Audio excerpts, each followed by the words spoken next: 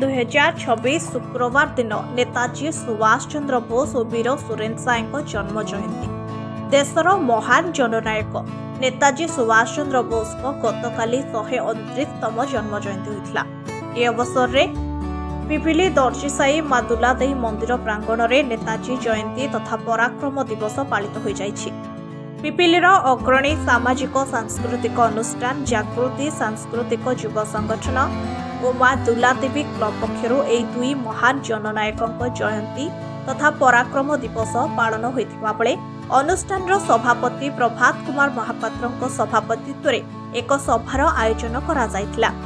एथिरे अतिथि भावे अवसर प्राप्त इंजीनियर रमेश चंद्र शतपथी, समाजसेवी प्रफुल्ल कुमार साहू, रघुनाथ दास, महेंद्र महापात्र, सुरेन्द्र महापात्र, विकास कुमार अग्रवाल, मुनु अग्रवाल, चंदन महांती, राकेश महापात्र प्रमुख जोगदे नेताजी सुभाष चंद्र बोस को देश प्रति अतुलनीय अवदान और तांको जीवनी उपरे आलोकपात करथिले।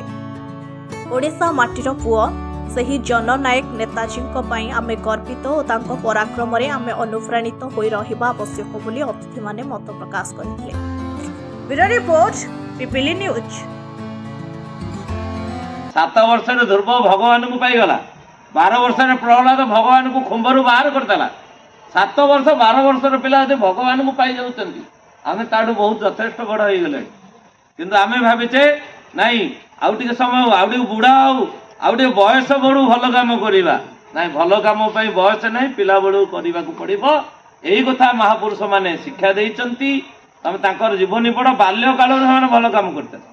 बाल्य काल नेताजी सुभाष चंद्र बोस सकाळे सोई पड़छन, माँ आसिक बाड़ेले किरे तो आलमारी कौन पिंपुड़ी धार माने बहिर आलमारी पिंपुड़ी धार देखला बेलू कौन रुटी दीटा थुआई।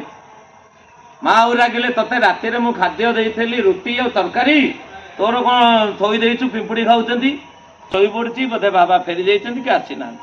ताको माँ जेतिक जोर रागिथेले थंडा हो गले, कहले अरे हे तू पेट्रोल काटिके दौचु, तू मत कहलुनी मु 6टा रुटी कर देई थांती सबदिन, तू 4टा रुटी तते दौचु, 2टा देई दौचु दान रे। तेणु बापा माँ को पिला भल काम शिखई ता नुहे, नेताजी पिला दिनरू भल काम करचंदी बेले एते महान लोक थिले। तेणु आमे तांकरी जन्म जयंती रे समस्त एकत्रित होइचंती। भल काम करिबा पई, भल संस्पर्श रे आसीबा पई चेष्टा करिबा, ए होची आज दिवसर आह्वान। पवित्र नेताजी जयंती एवं वीर सुरेन्द्र साय जयंती, जहाँकि भारत वर्षर सुयोग्य संतान वीर सुरेन्द्र साय एवं नेताजी सुभाष चंद्र बोसଙ୍କର जन्म जयंती को आमे आज पिपिली दर्जीसाई स्थित माँ दुलादेवी मंदिर प्रांगण में जागृति सांस्कृतिक युव संगठन आनुकूल्य रे स्थानीय एमडीडी क्लब एवं बुद्धिजीवी समाजसेवी सांबादिक बंधु आउ स्वेच्छासेवी मैंने एकत्रित होकर आज पालन करचंती। निश्चित भाव में नेताजी सुभाष चंद्र बोस अवदान भारत इतिहास ने विश्व इतिहास रे अवर्णनीय, जहाँ को आम पराक्रम दिवस बोली कहूँ। भारत वर्ष एक पराधीन युवक जाई 3टा विराट राष्ट्र इटाली जर्मनी जापान सहित कथबार्ता कर आजाद हिंद फौज गठन कर भारत वर्ष को स्वाधीन देवार प्रचेष्टा भी जारी रही। दुर्भाग्य जदि हिरोशिमा नागासाकी बोमिंग न होता ताले भारत से दिन ही स्वाधीनता लाभ करता सुभाष बोस अवदान हो रही था। तेणु से ही पराक्रमी साहसी युवक सुभाष बोस स्मृतिचारण करने सहित ओडिशार वरेण्य स्वाधीनता संग्रामी वीर सुरेन्द्र साय जे कि दीर्घ 50 वर्ष काल जेल कोठरी भितर निज जीवन को तिल तिल यौवन धन समस्त अर्पण करी 50 वर्ष सहिले जेल वरण कले। इंग्रेज माने तांको जेते लालसा देखेले मध्य से मुक्ति होगापी चाहि नथिले, शेष जेल मध्य मृत्युवरण करथिले।